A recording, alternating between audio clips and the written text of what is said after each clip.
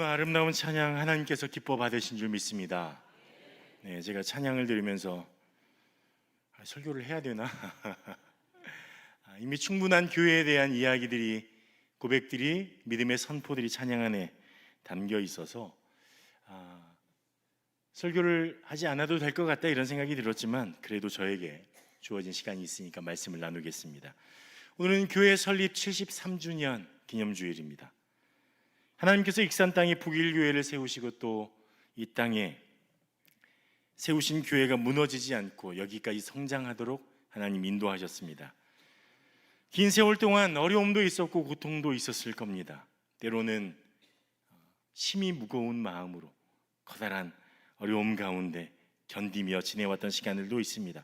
하지만 여기까지 인도하시는 것은 하나님의 은혜이고 하나님의 역사인 것을 우리는 믿음으로 고백합니다. 그리고 우리는 여기서 멈추는 것이 아니라 앞으로 하나님께서 우리에게 부어주실 은혜를 기대하고 또 간절히 구해야 합니다. 우리 북일교회는 73년이 됐습니다. 73년이라는 긴 세월을 자랑할 수도 있지만 정말 우리가 자랑해야 할 것은 여기까지 인도하신 하나님이십니다. 우리가 잘해서 한 것이 아니죠. 하나님이 우리에게 견딜 수 있는 믿음, 이길 수 있는 믿음을 주셔서 여기까지 살아왔고 성장해 왔음을 우리는 알고 있습니다. 그래서 오늘 저는 여러분과 함께 교회에 대한 이야기를 좀 해보려고 합니다. 바울은 교회에 대해서 아주 중요한 비유들을 쓰는데 그 첫 번째는 그리스도의 몸으로 교회를 비유하고 있습니다. 고린도전서 12장 27절에 보면 너희는 그리스도의 몸이요 지체의 각 부분이라 이렇게 이야기합니다. 또 골로새서 1장 24절에는 나는 이제 너희를 위하여 받는 괴로움을 기뻐하고 그리스도의 남은 고난을 그의 몸된 교회를 위하여 내 육체에 세우노라 이렇게 말하고 있습니다. 바울이 말하는 그리스도의 몸, 교회, 이 말에는 비밀이 담겨져 있습니다. 바로 머리 되신 예수 그리스도의 생명이 몸인 우리에게 흘러 들어와서 우리가 살아가고 살게 된다는 뜻입니다. 그런데 여기엔 또 다른 깊은 비밀 하나가 있습니다. 그것은 무엇이냐면 살기 위해서는 죽어야 한다는 것입니다. 우리는 예수 그리스도의 십자가 은혜로 살아나는 사람이지만 우리는 예수 십자가 앞에서 죽는 사람입니다. 교회는 죽어야 삽니다. 내가 살고자 하면 반드시 죽게 되지만 우리가 날마다 십자가 앞으로 나아가서 나를 십자가에 못 박고 죽으면 나는 예수로 살게 되고 그리고 교회는 살아나게 됩니다. 우리의 몸은 세포로 되어 있죠. 우리의 몸은 세포로 되어 있고 우리의 모든 기관들은 세포로 되어 있습니다. 우리의 피부와 안에 있는 근육과 혈관들 다 세포라는 이 작은 조직으로 되어 있습니다. 그래서 세포는 생명체를 이루는 중요한 특징 중에 하나입니다. 우리가 심장이 뛰고 의식이 있고 또 여러 가지 환경에 적응하고 듣고 말할 수 있는 것도 이 세포들이 잘 움직여서 그렇습니다. 세포는 아주 많은 일을 합니다. 어떤 일들을 하냐? 우선 분열을 합니다. 쪼개지죠. 계속해서 나누어지고 새로운 세포를 만들어내는 일을 합니다. 또 세포는 이 필요한 물질을 합성하거나 영양분들을 분해해서 우리가 활동하고 움직일 수 있는 그런 에너지를 만들게 됩니다. 또 세포는 주변에 반응하고 이상이 생긴 부분들을 회복하는 그런 일들도 하게 됩니다. 그런데 이 세포도 태어나고 그리고 일하고 그리고 죽습니다. 여러분들은 날마다 태어났다가 열심히 일하다가 열심히 죽고 있는 상황, 그런 경험들을 날마다 순간마다 하고 있습니다. 모세포의 분열을 통해서 태어난 세포는 또 다른 분열을 통해서 새로운 세포를 낳습니다. 그리고 수명을 다해 죽는데 우리 몸이 지금도 가만히 있는 것 같지만 세포들이 계속해서 태어나고 성장했다가 일을 하다가 죽어가고 있습니다. 우리의 소화를 담당하는 이 위가 있잖아요. 위에 내벽이 있습니다. 이 내벽은 위산을 잘 견뎌야 하는데 이 내벽에 있는 세포가 얼마 만에 다시 새로 바뀌는 줄 아십니까? 바로 2시간 반입니다. 여러분이 점심을 드셨다면 그 점심을 받아들였던 위의 내벽의 세포들은 이미 바뀌어져 있는 거죠. 새로운 세포가 되어 있습니다. 결국은 3개월 정도 후에 새로 태어나고 교체됩니다. 우리의 몸은 하루에 3억 3,300억 개의 세포가 바뀌게 되고, 그래서 1초에 380만 개의 세포의 세대 교체가 일어납니다. 계속해서 바꾸어지고 있어요. 그러면 우리 몸의 전체는 어느 정도 시간이 걸려서 바뀔까요? 하루, 한 달, 1년?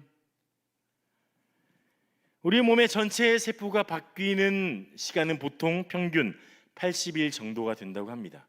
물론 각 부분마다 세포가 바뀌는 시간들이 다릅니다. 우리 북일교회가 지난 73년 동안 자신의 역할을 잘 감당하고 하나님 품으로 간 귀한 성도님들이 많이 계십니다. 지체들이 있었죠. 그리고 자신의 위치를 대신할 귀한 영혼들을 말씀으로 가르치고 돌봐주고 또 격려해서 성장시켰습니다. 계속해서 우리는 그런 과정을 통해서 여기까지 왔고 성장해 왔고 자라왔고 살고 있게 되었습니다. 73년의 역사 동안 하나님의 말씀이, 하나님의 은혜가, 하나님의 사랑이 끊어지지 않고 흐르도록 계속해서 우리 북일교회는 태어나고 일하였고 또 죽어왔습니다. 그래서 지금 우리가 여기에 있는 것입니다. 그런데 그러면 질문이 하나 생깁니다. 내년에도, 아니 10년 후에, 20년 후에, 혹시 100주년이 되는 27년 후에도 과연 북일교회는 살아있을까요? 그 누구도 자신할 수 없습니다. 73년을 살아왔다고 앞으로 남은 시간을 우리가 살아있으리란 보장은 없습니다. 우리가 살아있으려면 어떻게 해야 되느냐? 계속해서 태어나고 성장하고 일하고 죽어가는 과정들을 되풀이하면서 성장해 나가는 것입니다. 자라가야 되는 거죠. 그냥 멈춰져 있으면 죽을 수밖에 없습니다. 많은 미래학자가 이야기합니다. 세계는 인구 절벽 가운데 있다. 반드시 나라는 인구 절벽을 만나게 됩니다. 출산율이 떨어지고 있고 노년이 늘어가고 아이들은 줄어들고 있습니다. 나라가 점점 작아지게 됩니다. 교회는 아닐까요? 이미 학교들은 작아지고 있습니다. 대학들은 문을 닫고 있습니다. 교회는 아닐까요? 우리가 새로 태어나고 성장하지 않는다면, 그냥 이대로 있는다면 10년 후에, 20년 후에 100주년이 되는 그 시간에 우리는 과연 살아남아 있을지 우리는 생각해 보아야 한다는 것입니다. 그냥 가만히 있는 것은 노화 세포의 특징입니다. 우리 세포가 계속해서 성장하고 자라나고 죽는데 죽기를 거부하고 그냥 나는 늙어서 여기 있을 거야 하는 이 세포의 이름은 노화 세포입니다.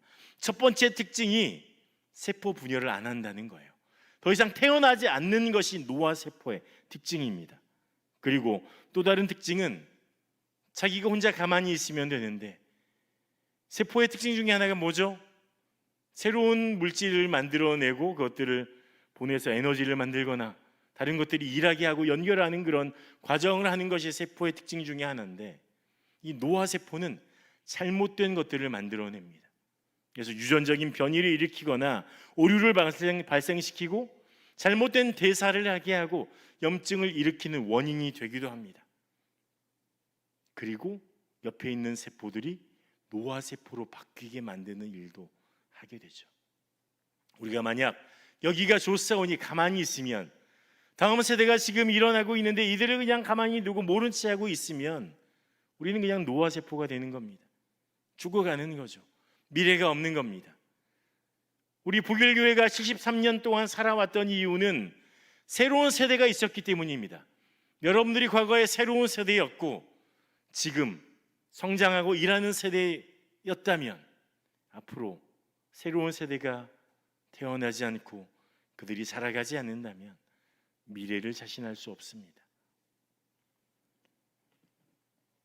그래서 우리는 성장하는 세대, 새로 태어나는 세대에 대해서 지대한 관심을 가져야 합니다. 이제 여름 성경학교 그리고 수련회가 다가옵니다. 여러분, 말로만 우리 교회는 나는 아이들에게 관심이 있어. 아니요. 말로만 하는 사랑은 사랑이 아닙니다. 말로만 당신을 사랑합니다 하고 모른 채 하고 넘어지거나 힘들 때 돌봐주거나 격려해주거나 주지 않는다면 그게 사랑입니까? 거짓이죠. 여러분들이 아이들을 사랑한다고 말한다면 여러분들의 주머니가 어떤지 보십시오.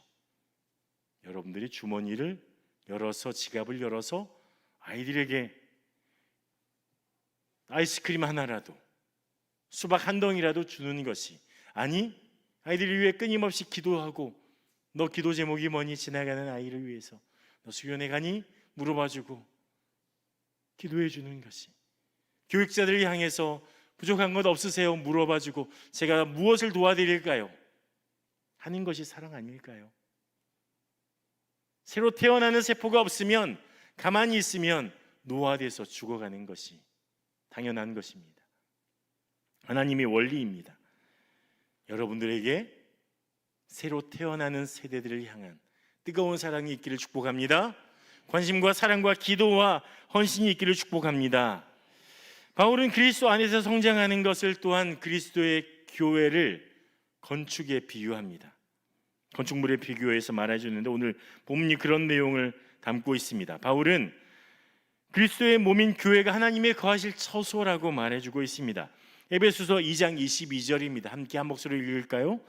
너희도 성령 안에서 하나님이 거하실 처소가 되기 위하여 그리스도 예수 안에서 함께 지어져 가느니라. 아멘. 처소라는 말은 집이란 말입니다. 거주지를 뜻하죠. 바울이 말한 이 하나님이 거하시는 처소, 거하실 처소는 바로 이 땅에 있는 교회를 이야기하는 겁니다. 하늘에 있는 장차 올 완벽한 하나님의 교회가 아니라 이 땅에서 이루어져 가는 하나님의 백성들이 모인, 예수 그리스도를 주로 시인한 사람들이 모여 있는 바로 우리 북일교회 같은 교회를 이야기하는 겁니다. 이 하나님의 처소의 교회의 특징이 바로 이렇습니다. 한 3가지 정도 제가 추려봤는데, 첫 번째 특징은 모퉁이 돌인 예수 그리스도의 위에 세워져야 한다는 것입니다. 교회는 그 어떤 것으로도 세워질 수 없습니다. 에베소서 2장 20절에 너희는 사도들과 선지자들의 터 위에 세우심을 입은 자라 그리스도 예수께서 친히 모퉁이 돌이 되셨느니라. 모퉁이 돌 뭔가요? 그냥 건물을 짓는 한 귀퉁이에 있는 작은 돌인가요? 아니죠. 이 모퉁이 돌이란, 이 영어로 코너스톤이라고 이야기하는 이 돌은 건축을 함에 있어서 가장 중요한 주춧돌을 이야기합니다. 이 주춧돌은 가장 단단한 돌이어야 합니다. 왜냐하면 양쪽의 벽을 세워지는 이 모든 돌들의 무게를 잘 감당할 수 있어야 하고, 이 돌들이 아름답게 구성되도록 기초와 또 각도를 잘 만들어주는 것이 바로 이 모퉁이 돌이기 때문입니다. 바울이 말하는 이 모퉁이 돌에는 또 하나 중요한 역할이 있습니다. 그것은 두 벽이 만나게 한다는 거죠. 한쪽 벽과 다른 한쪽 벽이 만나서 모퉁이 돌을 통해서 이 서로 다른 두 벽이 만난다는 것입니다. 바울은 에베소서에서 유대인들과 이방인들, 서로 다르고 서로 만날 수 없었던 존재들이 예수 그리스도, 모퉁이 돌 예수님을 통해서 만나게 된다, 이런 이야기들도 해주고 있는 것입니다. 그래서 비로소 교회는 예수님을 통해서 세워져야 하고 예수님 안에서 만나서 서로 다른 사람들이 만나 이루어진다, 이렇게 말해주고 있는 것입니다. 교회는 예수님 안에서 예수님 위에 세워져야 합니다. 어떤 사람도 그 누구도 교회의 기초가 될 수 없습니다. 위대했던 과거의 어떤 목사님이나 어떤 장로님이나 어떤 원사님도 교회의 기초가 될 수 없습니다. 오직 예수 그리스도만 교회의 기초가 됩니다. 그 어떤 조직도, 어떤 훌륭하고 능력 있는 조직도 교회의 기초가 될 수 없습니다. 아무리 재물이 많아도 그 모든 재물로, 그 모든 돈으로 교회를 다 운영할 수 있다 할지라도 그것으로는 교회가 되지 못합니다. 오직 예수님이 기초가 될 때, 모퉁이 돌이 되실 때, 그것이 바로 교회가 되는 것입니다.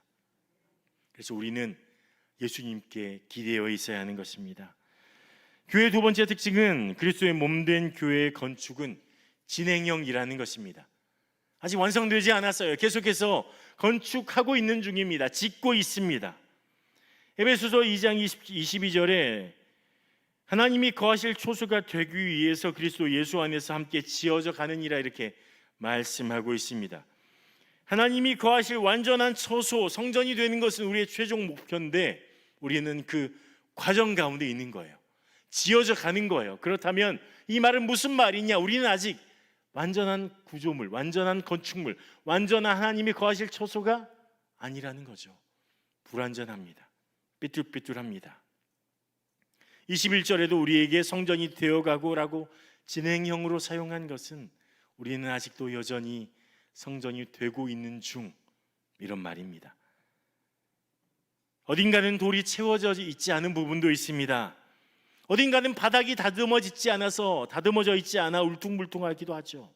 여기 튀어나와서 삐쭉삐쭉하고 울퉁불퉁한 돌들, 그런 아름답지 못한 상황도 있습니다. 하지만 그 과정에 있어요. 튀어나온 것들을 다듬고 움푹 패인 땅들을 흙으로 메꾸어주고 비워져 있는 그 자리들을 새로운 돌들이 채워져서 우리는 하나님이 거하시는 처소로 만들어져 가고 있는 것입니다. 때로는 불완전합니다. 맞아요. 때로는 볼상사나운 모습도, 이상한 모습도 있습니다. 맞아요. 하지만 실망하거나 좌절하거나 끝난 게 아닙니다. 왜냐하면 아직 우리는 만들어져 가고 있기 때문입니다.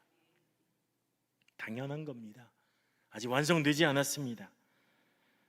그리고 하나님은 이 과정을 통해서 우리에게 말씀하죠.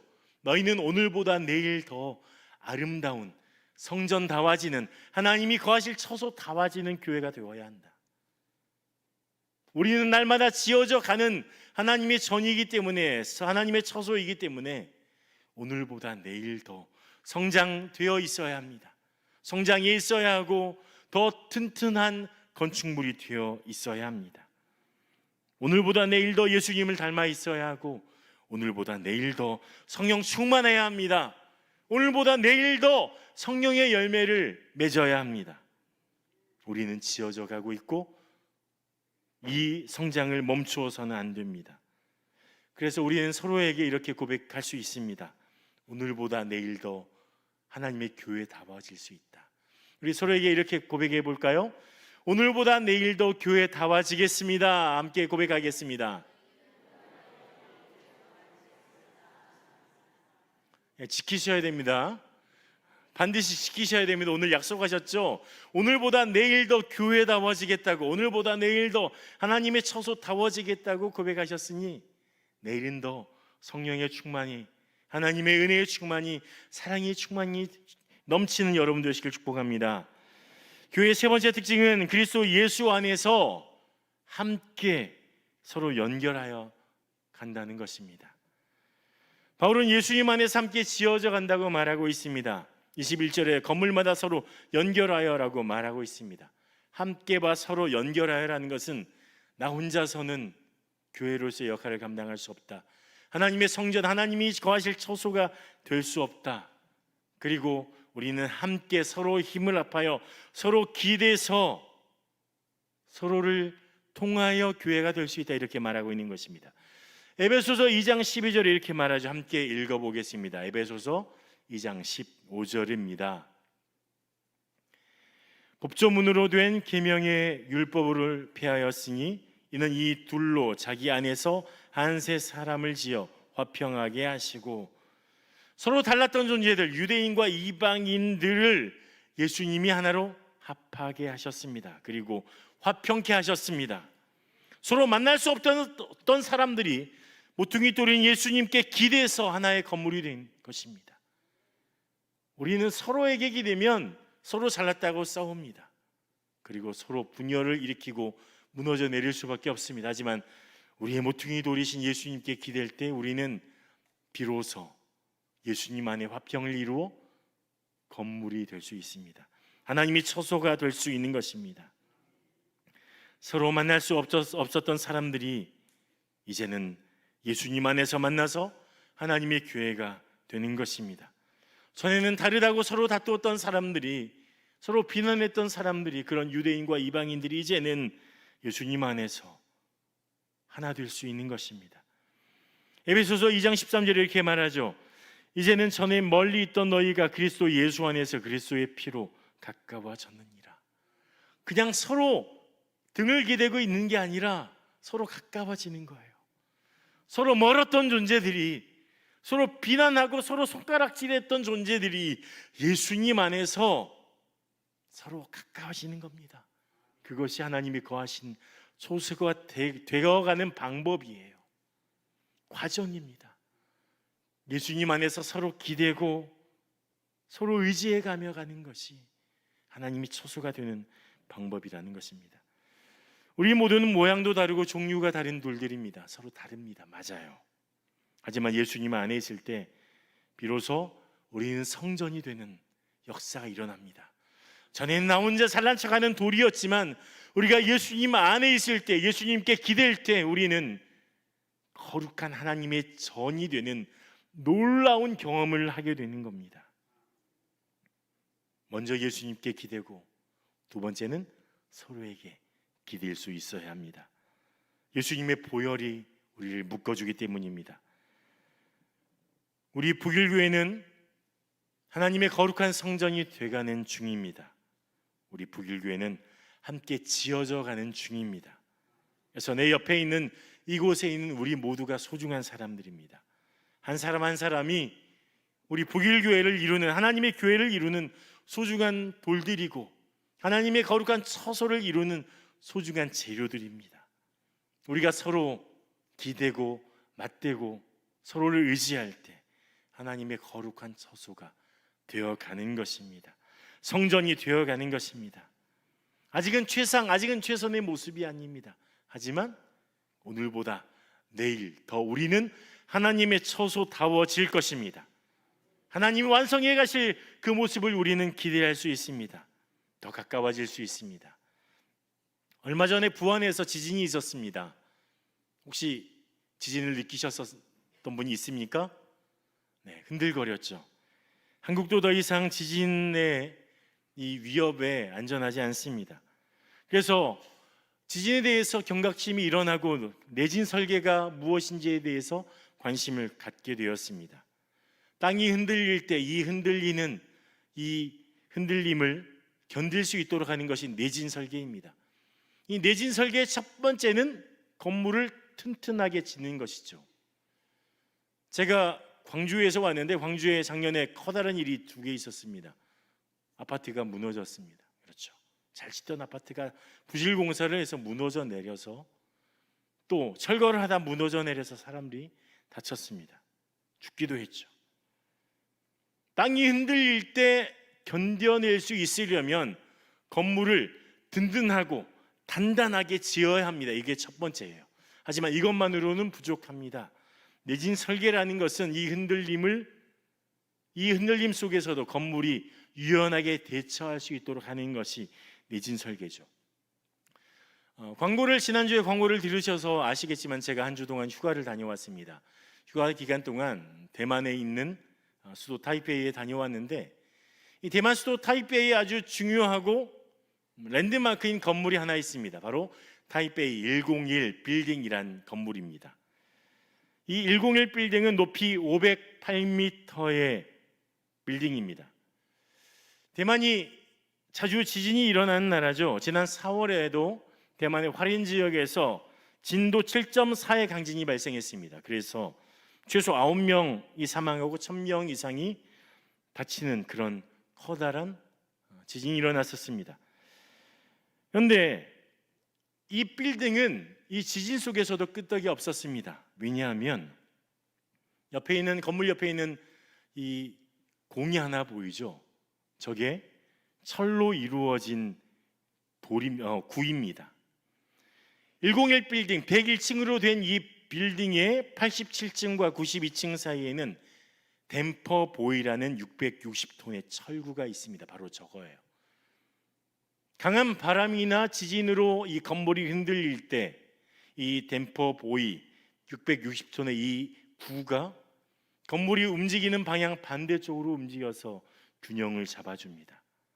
건물이 발생하는 이 진동들을 이 댐퍼 보이가 흡수해 주는 것이죠. 그래서 이 높은 빌딩, 지진이 많은 곳에서도 이 101층의 빌딩이 아직도 여전히 건재하게 있을 수 있는 것입니다. 교회도 마찬가지입니다. 교회를 흔드는 일이 많이 있죠.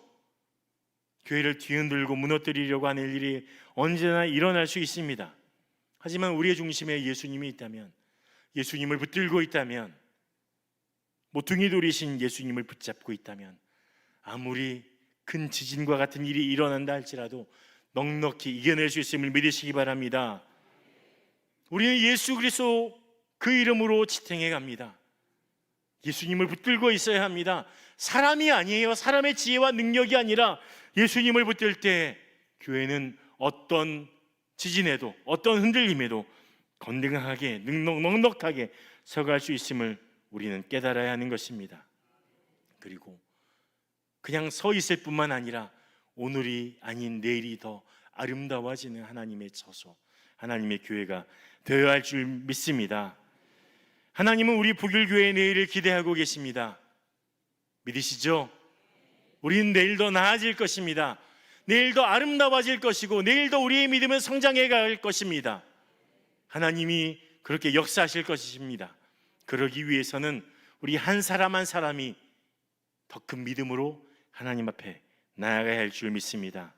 더 멋진 하나님의 교회가 되기 위해서 여러분 한 사람 한 사람이 더 신실한 하나님의 사람, 더 믿음으로 서는 하나님의 사람, 말씀으로 사는 하나님의 사람이 되어야 할 줄 믿습니다. 이것이 오늘 우리에게, 여러분들에게 맡겨진 사명인 줄 믿습니다. 아름다운 하나님의 교회가 되어가는, 하나님이 거하시는 처소, 내일이 기대되는 우리 북일교회가 되기를 간절히 소망합니다. 아멘. 함께 기도하겠습니다. 우리 이 시간 말씀을 붙들고 함께 기도할 때, 하나님 73년 동안 인도해 주셔서 감사합니다. 하지만 앞으로 교회들은 어려워져 갈 것인데 우리 북일교회는 그럼에도 불구하고 하나님 더욱더 성장해 나가는, 더욱더 새로워지는, 하나님의 은혜를 더욱더 간절히 구하며 새로운 세대를 세우고 또한 하나님 믿음으로 굳게 서는 교회가 될 수 있도록 주님 도와달라고, 내가 그 일에 하나님의 교회의 역할을 감당하는 한 사람이 되기를 소망한다고 함께 기도하며 나아가기 원합니다. 함께 기도하겠습니다. 하나님 이 시간 우리에게 말씀해 주셔서 감사합니다. 하나님 주님께서 주신 은혜로 여기까지 왔음을 고백합니다. 그동안 어려움도 있고 괴로움도 있고 때로는 마음 아픔도 있고 하나님 정말 고난 가운데서 몸부림칠 때도 있었지만 하나님의 은혜로 우리가 여기까지 73년 동안 걸어왔습니다. 이제 우리는 앞으로 나아갈 길을 기대합니다. 앞으로 우리 북일교회가 어떻게 나아가야 될지 주의 하나님의 말씀하여 주시고 주의 성령께서 알려주시길 소망합니다. 우리에게 주셨던 이 말씀을 기억하게 하옵소서. 우리가 정말 처소로 하나님이 거하시는 처소가 되어가는 과정 가운데 있음을 고백하고 우리가 예수 그리스도의 모퉁이 돌이신 주님을 붙들고 주님께 기댈 뿐만 아니라 소도 기대서 우리가 하나님의 거룩한 성전이 되어가길 소망합니다. 우리가 하나님을 이뤄가길 소망합니다. 하나님 우리 북일교회가 날마다 더욱더 아름다워져가는 교회, 날마다 더 성장해가는 교회, 늙어가는 것이 아니라 새로워져가는 그런 교회 되길 소망합니다. 주님 도와주시고 붙들어주시고 인도하여 주시옵소서. 하나님 여기까지 인도해 주셔서 감사합니다. 그동안 우리를 포기하지 않아 주셔서 감사합니다. 때론 우리가 모자랄 때도 있고 하나님 마음을 아프게 할 때도 있었습니다. 하지만 하나님 여전히 우리를 붙잡아 주셔서 감사합니다. 이제 앞으로 우리가 더욱더 하나님을 바라보며 하나님이 거하실 처소가 되길 원합니다. 우린 여전히 모나고 모자라고 부족하고 때로는 우리 중심으로 살아가지만 주의 성령께서 우리를 다듬어 가실 줄 믿습니다. 그리고 우리가 하나 되어서 예수님을, 그 하나님의 사랑을 붙들고 모퉁이 돌이신 예수님께 기대해서 하나 되어 갈 줄 믿습니다. 주님 우리 안에 주의 성령으로 역사하여 주시옵소서. 우리를 하나 되게 하여 주시옵소서. 주님 믿음으로 걸어가는, 믿음으로 성장해 가고 내일을 더 기대할 수 있도록 하나님 마음에 합당한 우리 북일교회가 될 수 있도록 주님 도와주시옵소서. 예수님 이름으로 기도합니다. 아멘.